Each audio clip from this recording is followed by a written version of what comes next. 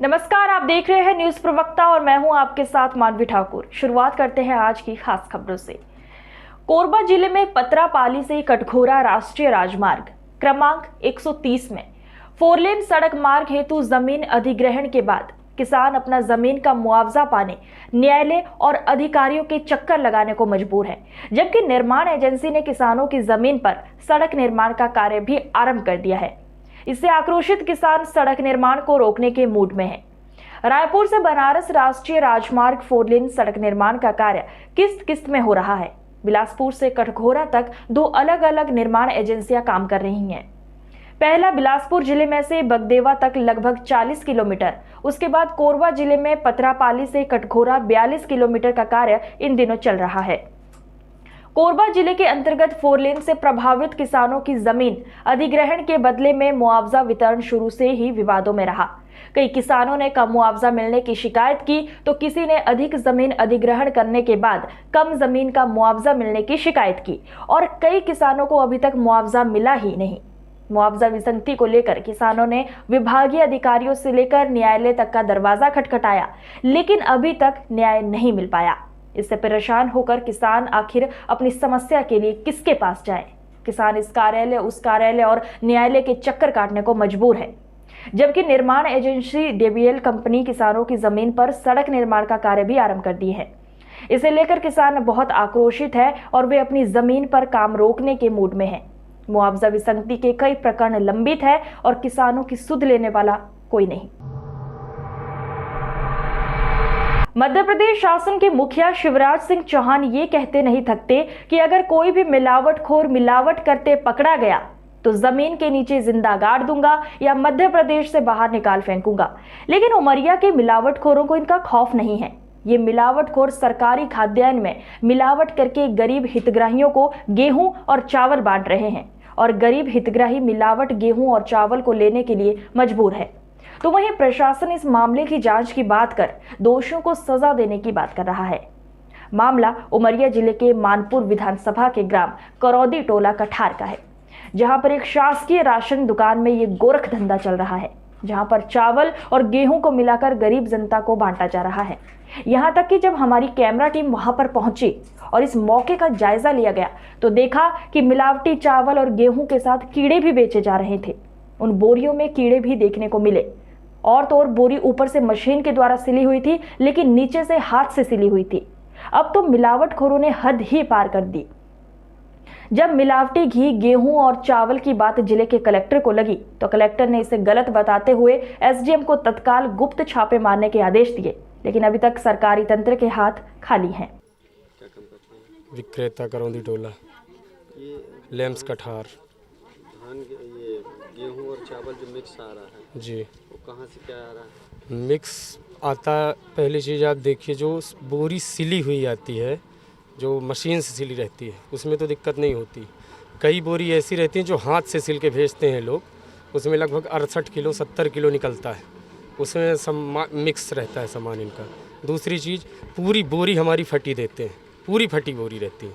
हम चेक करा देंगे, लगभग 50% बोरी सही रहेंगी, 50% फटी रहेंगी। वो फटी बोरी में क्या रहता है, जब ट्रक से माल आता है हमारा, वो ट्रक में आप आके देखेंगे तो पूरा का पूरा माल गिर जाता है नीचे। कहाँ से खेल होता है ये खेल वेयर हाउस में भी होता है और ट्रक से भी आता है। जब जो सामान हमारा नीचे गिर जाता है ट्रक के ट्राला में, उसको तो हम निकलवाएंगे ही, उसको तो लेके हाल ही में कलेक्टर साहब ने कई जगह पर औचक निरीक्षण करके और जी यूपी का चावल पकड़ा है। क्या आपके यहाँ भी यूपी का चावल आया? यूपी का चावल तो नहीं हमारे यहाँ। अब हम ये तो नहीं जानते कि यूपी का आ रहा है कि कहाँ का, लेकिन हमारे वेयर हाउस से आता है, मानपुर से। अभी आप ये बांट रहे हैं, इसमें कई बोरियों में कीड़े भी लगे हुए हैं, चावल में कीड़े हैं। जी जी जी। ये क्या बांट रहे हैं, क्यों दे रहे हैं इसको आप? तो वो जो आएगा माल वही देंगे सर, जो हमारे यहाँ ऊपर से आएगा वही देते हैं। आपके द्वारा मुझे बताया गया है, निश्चित रूप से ये गलत है कि इसमें चावल और गेहूं दोनों मिक्स हैं। मैंने अभी एसडीएम मानपुर को निर्देश दिया है कि इन स्थानों पर जांच कराएं। यदि इस प्रकार का है तो कहां से सप्लाई हुआ, इसकी जांच करके दोषी पर कार्रवाई की जाएगी। वेयर हाउस से सर हाथ से सिली हुई बोरियां भी आ रही हैं, जिनमें 70 किलो से 75-80 किलो तक चावल निकल रहा है सर, मिक्स ऐसे। अभी तक मेरे पास किसी भी समिति या किसी सेल्समैन की शिकायत इस प्रकार की नहीं आई है। परंतु आपने बताया है तो इसको संज्ञान में लेकर एसडीएम से हम जांच करवाते हैं। वैसे मेरा अनुरोध ये है कि जिस भी सेल्समैन को इस प्रकार का माल प्राप्त हो वो परखी लगाकर इस प्रकार के माल को लेने से इनकार करे। सर मानपुर जी बाबूलाल सिंह, कहाँ के हैं? मैं डोंगरी टोला का हूँ सर। यहाँ क्या लेने आए हैं? खाद्यान्न लेने। कैसा मिल रहा है खाद्य? खाद्यान्न तो सही मिल रहा है सर, चावल मिल रहा है, गेहूँ मिल रहा है दोनों। ये मिलावट है ये अच्छी? ये मिलावट तो सर ये मिलावट वहीं से आता होगा तो हम नहीं जानते। या तो यार तौलते समय में अगर कहीं 19-20 हो जाए बात अलग है, लेकिन मिलावट नहीं मिलता। बोली में भी कीड़े लगे देखे होंगे। हाँ जी, हाँ गोरी में तो कीड़े लगे तो सर ऊपर से आता है, वो हमारा सही ही देते हैं, ऊपर से आता है सामान आता है उस हिसाब से जी। सही सामान।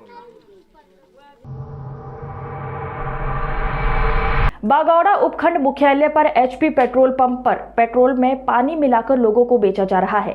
बागौड़ा निवासी वसवाराम ने अपनी मोटरसाइकिल में पेट्रोल 200 रुपए का भरवाया। 19 जनवरी शाम 6 बजे बाइक पेट्रोल पंप से सिंधरी चौराहे पहुंचते ही अचानक बंद हो गई। जब मोटरसाइकिल में से पेट्रोल निकालकर देखा तो आधे से ज्यादा पानी की मात्रा बोतल में दिखाई दी। पेट्रोल पंप के मैनेजर और मालिक से जब इस बारे में बात की गई तो मालिक शिवलाल सोनी और मैनेजर दोनों ही बाइक चालक के ऊपर भड़क उठे। लोगों का कहना है कि पेट्रोल पंप पर लोग पूरा पैसा देते हैं, लेकिन मुनाफे के लिए पानी मिलाकर लोगों को पेट्रोल बेचा जा रहा है। इससे बाइक व गाड़ियां खराब हो रही हैं।